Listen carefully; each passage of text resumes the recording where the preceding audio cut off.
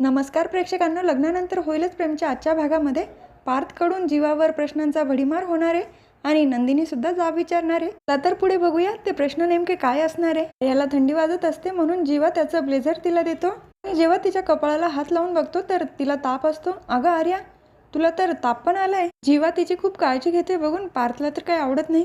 तेव्हा आर्या सांगते, अरे जन्मजय, घरी गेल्यानंतर आराम केला तर बरं वाटेल मला. तर पार्थ म्हणतो, नाही, आपण आता हॉस्पिटलमध्ये जाणार आहोत. तर जीवा आर्या दोघांना पण प्रश्न पडतो. आर्या म्हणते, मी स्वतः डॉक्टर आहे, घरी गेल्यानंतर औषध घेईल तर मला बरं वाटेल. जीवा पण सांगत असतो, हो ना दादा, ती स्वतः डॉक्टर आहे तेव्हा ती औषध घेईल आणि आराम केला तर बरं वाटेल तिला. पार्थ म्हणतो, नाही, एकदा पावसामध्ये असंच काव्या भिजल्या होत्या आणि त्याही असंच म्हणत होत्या, आराम केला तर बरं वाटेल. 2 दिवस तापानं फणफणल्या होत्या पण ताप काही कमी झाला नाही. आणि आर्या, तुम्ही एक डॉक्टर आहात आणि तुमच्यावर पेशंटची जबाबदारी आहे. जीवा, तू विसरतोय का? काव्या आणि नंदिनी पण दोघी प्रेग्नेंट आहे आणि त्यांची ट्रीटमेंट आर्याकडेच चालू आहे. तेव्हा आर्या आणि जीवा दोघांना तर काही बोलता येत नाही. पार्थ गाडीमध्ये जाऊन बसतो. तेव्हा आर्या म्हणत असते, जीवा आता काय करायचं? जीवा म्हणतो, मला पण काही कळत नाही. पार्थ परत हॉर्न वाजवतो. नंतर दोघंही गाडीमध्ये बसतात.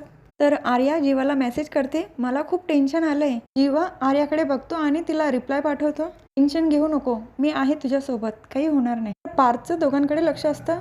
काय चाललंय जीवाचं? गाडीत बसून सुद्धा दोघं एकमेकाला चॅटिंग करताय. पार्थला तर खूप राग आलेला असतो पण तेव्हा तो काही बोलत नाही. हॉस्पिटलला घेऊन येतो. समोरच डॉक्टर असतात. तेव्हा पार्थ म्हणतो, डॉक्टर, यांना जरा चेक करा. डॉक्टर विचारतात, काय झालं यांना नेमकं? पार्थ म्हणतो, पावसामध्ये भिजले आणि ताप आलाय, थंडी पण वाजते. त्या डॉक्टर आर्याला विचारतात, तुम्ही चुकून भिजलात की आवडतं म्हणून, पण असं जास्त वेळ ओलं राहणं आपल्या आरोग्याला चांगलं नाही. त्यामुळे आपल्याला ताप, सर्दी या सगळ्या गोष्टी होऊ शकतात. जरा समजवा तुमच्या बायकोला. जीवाकडे बघून म्हणत असतात. जीवा म्हणतो, ही माझी बायको नाही. डॉक्टरही म्हणतात, सॉरी, मला वाटलं की तुमची बायको आहे कारण तुमचं ब्लेझर त्यांच्या अंगावर आहे ना. पार्थ म्हणतो, तुम्ही जरा यांना चेक कराल? तर डॉक्टर आर्याचा हात धरून मध्ये नेणार तर त्यांच्या लक्षात येतं की आर्या प्रेग्नेंट आहे. तुम्ही प्रेग्नेंट आहात का? आर्या काही बोलणार ते आधीच पार्थ म्हणतो, नाही, त्या प्रेग्नेंट नाही. डॉक्टर म्हणतात, नाही, असं होऊ शकत नाही, तुम्ही प्रेग्नेंट आहात. आणि बरं झालं लवकर कळालं ना, कारण प्रेग्नेंट असल्यानंतर जरा वेगळी काळजी घ्यावी लागते. मेडिसिन पण जरा जपून द्यावे लागतात. तर आर्याला चेक करण्यासाठी घेऊन जातात. तेव्हा पार्थ जीवाला विचारतो, आर्या प्रेग्नेंट आहे हे तुला माहिती होतं? तेव्हा जीवा म्हणतो, हो. तर पार्थ परत दुसरा प्रश्न विचारतो, या बाळाचा बाप कोण आहे? तेव्हा जीवाला तर प्रश्नच पडतो की आता काय बोलावं. तेव्हाच नंदिनीचा फोन येतो. फोन रिसीव करतो जीवा. बोल ना नंदिनी. नंदिनी विचारत असते, आर्या सापडली का? तेव्हा जीवा सांगतो, हो, आर्या सापडली, पण आता आम्ही हॉस्पिटलमध्ये आलो. हॉस्पिटल म्हटल्यानंतर नंदिनी घाबरते. हॉस्पिटलमध्ये नेमकं काय झालं आहे? जीवा म्हणतो, घाबरण्यासारखं काही नाही, डॉक्टर चेक करताय, आता कळेलच. एवढ्यात आर्या बाहेर येते. आर्या आली, मी तुला नंतर कॉल करतो. तिचा फोन कट करतो. जीवा आर्याला विचारतो, काय बोलले डॉक्टर? तेव्हा आर्या म्हणते, काही नाही, सगळं ठीक आहे, पण आता माझी काहीच बोलण्याची इच्छा नाही आहे, मला आराम करायचा आहे. जीवा म्हणतो, ठीक आहे, तू आता काहीच बोलू नको, आम्ही तुला घरी सोडतो, त्यानंतर आम्ही घरी जातो. तिला काळजीने बाहेर घेऊन जातो आणि तेही पार्थच्या लक्षात येतं की जीवा इतकी काळजी का करतोय तिची. तर आधी आर्याला घरी सोडतात. तर घरी आल्यानंतर जीवा रूममध्ये जाणार तेवढ्यात पार्थ त्याला थांबवतो. थांब जीवा, आर्याला सोडल्यापासून मी तुला एक प्रश्न विचारतोय आणि त्याचं उत्तर तू अजूनसुद्धा दिलं नाही मला. आर्या कोणापासून प्रेग्नेंट आहे? आर्याच्या पोटामध्ये वाढणारं बाळ कोणाचं आहे? जीवाला तर काही सुचतच नाही आता याचं उत्तर काय द्यायचं. त्याच वेळेला तिथे नंदिनी येते. तुम्ही आलात? आर्या कशी आहे? व्यवस्थित तर आहे ना? जीवा म्हणतो, काळजी करण्यासारखं काही नाही, डॉक्टर बोलले की आर्या ठीक आहे, आता बराच उशीर झाला आहे, चला झोपूया. तेव्हा पार्थ म्हणतो, थांब जीवा, मी तुला केव्हापासून एक प्रश्न विचारतोय, त्याचं उत्तर तू मला अजून पण दिलं नाही आहे.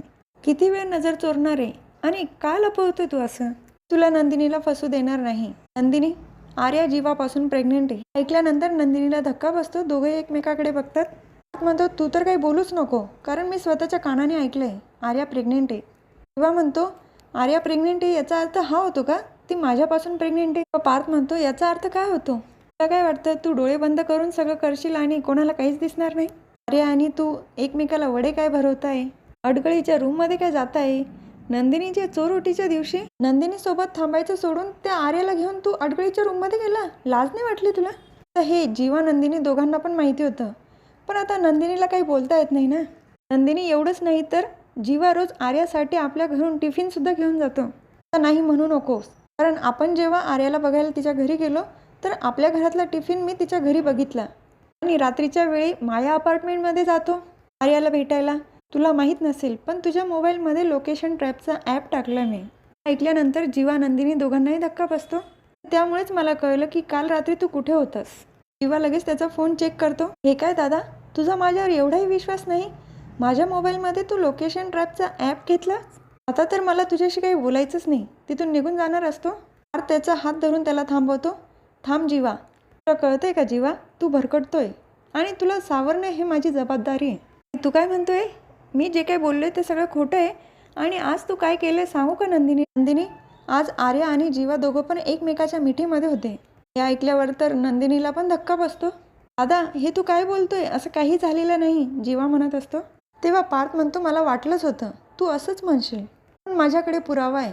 त्याच्याकडचा फोन दाखवतो आणि जीवा आणि आर्या जेव्हा मिठीमध्ये होते तेव्हाचा फोटो काढलेला असतो. ते बघितल्यानंतर जीवाला तर धक्काच बसतो आणि तो फोटो तो नंदिनीला देखील दाखवतो. नंदिनी पण जीवाकडे बघून विचारत असते, जीवा? तेव्हा जीवा म्हणतो, नंदिनी नाही, असं काहीच झालेलं नाही. पार्थ म्हणतो, अरे जीवा, तुझी बायको प्रेग्नेंट असताना तू त्या आर्याला प्रेग्नेंट केलं? जीवा पण म्हणत असतो, अरे दादा, असं काय बोलतोय? असं काही झालेलं नाही आहे. मी आर्याला प्रेग्नेंट केलेलं नाही आहे. तर नंदिनी जीवाच्या समोर येते. ती कोणापासून प्रेग्नेंट आहे? ते बाळ कोणाचं आहे? पार्थ काय विचारतोय तुम्हाला? त्या प्रश्नांचं उत्तर द्या. जीवाला तर काही कळतच नाही नंदिनी असं का बोलते म्हणून. पण नंदिनी इशारे करूनच सांगत असते की तिला आता असं बोलावं लागेल. आणि ते जीवाच्या पण लक्षात येतं. मनातच विचार करत असतो, हो, आता नंदिनी जे बोलते तेही बरोबरच आहे. कारण तिला हे पहिल्यांदाच कळालं असं तिला दाखवावं तर लागेलच ना. पार्थ परत विचारत असतो, अरे बोल ना जीवा, जो प्रश्न मी विचारला आता नंदिनी पण विचारताय, त्यांच्या प्रश्नांचं उत्तर दे. जीवा म्हणतो, ठीक आहे, मी सगळं सांगतो. या प्रेग्नेंट आहे, पण ती माझ्यापासून प्रेग्नेंट नाही आहे. ती कोणापासून प्रेग्नेंट आहे हे मला माहीत नाही आहे. आता तुला मी असं वाटलो का रे? पार्थ म्हणतो, ठीक आहे, तू जर म्हणतो ना तुझ्यापासून ती प्रेग्नेंट नाही आहे, मी तुझ्यावर विश्वास ठेवतो. पण त्याआधी तुला नंदिनीच्या डोक्यावर हात ठेवून शपथ घ्यावी लागेल. जीवाला तर खूप टेन्शन येतं, पण दुसरा पर्याय नसतो म्हणून नंदिनीच्या डोक्यावर हात ठेवतो. आर्याच्या पोटामध्ये जे बाळ वाढतंय ते माझं नाही म्हणून पटकन हात खाली घेतो. पार्थ म्हणतो, पण या सगळ्या गोष्टी काव्याला समजल्या तर? नंदिनी म्हणते, नाही पार्थ, हे सगळं काव्याला समजायला नको, कारण जे प्रश्न मला पडले ते तिला पण पडतील. आता फक्त काव्याचं बाळ आणि तिचा अभ्यास महत्त्वाचा आहे. या सगळ्यांचा ती उगाच विचार करत बसेल, म्हणून तिला टेन्शन नको. पार्थ जीवाजवळ येतो. बघितलं जीवा, नंदिनीला किती काळजी काव्याची, आणि या दोघी बहिणींमध्ये जसा बॉन्ड आहे तसं आपल्या दोघांमध्ये पण आहे. तुझ्या मनात काही असेल तर तू माझ्याकडे बोलत जा. मी तुझ्यावर नजर ठेवली, ती डिटेक्टिव्ह म्हणून नाही तर मोठा भाऊ म्हणून. मला काळजी वाटली म्हणून मी लक्ष ठेवलं. तुझ्या मोबाईलमधला ॲप आता तू डिलीट केला तरी पण चालेल, आता त्याची काही गरज नाही. गुड नाईट म्हणून निघून जातो. पार्थ गेल्यानंतर जीवा सुटकेचा निश्वास सोडतो. दादाच्या मनात किती प्रश्न होते आणि त्याचं उत्तर कसं द्यायचं मला तर कळतच नव्हतं. आणि नंदिनी, मी तुला सगळं सांगतो, रूममध्ये चल. ते दोघं पण रूममध्ये जातात. तर हे सगळं बोलणं रम्याने पण ऐकलेलं असतं. हे मी काय ऐकलं? आर्या प्रेग्नेंट आहे? तर हा भाग इथेच संपतो. पुढील भागात बघायला मिळतं की नंदिनी जीवाला म्हणत असते, तो रोटीच्या दिवशी हा धागा तुम्ही माझ्या हातात गुंडायला की मलाच गुंडायला? जीवा म्हणतो, नंदू अगं. नंदिनी त्याचे कॉलर पकडते. नंदिनी नाव आहे माझं. मला मूल मिळावं म्हणून सगळे प्रयत्न करते, स्वतः त्रास सहन करते, आणि तुम्ही आर्याच्या मिठीमध्ये शिरताय. काव्याला विसरून तुम्ही माझ्या प्रेमात पडला, आता मला विसरून आर्याच्या प्रेमात पडताय का? जीवाला तर धक्काच बसतो. त्याला काय बोलायचं काही सुचतच नाही. हा भाग इथेच संपतो. उद्याचा भाग पण खूप इंटरेस्टिंग असणार आहे प्रेक्षकांना. पण जीवा नेमकं काय उत्तर देतो आपल्याला कळणार आहे. आणि तुम्हाला आजचा व्हिडिओ आवडला असेल, माझ्या व्हिडिओला सबस्क्राईब करा प्रेक्षकांना प्लीज. बेल ऐकून दाबायला विसरू नका. धन्यवाद.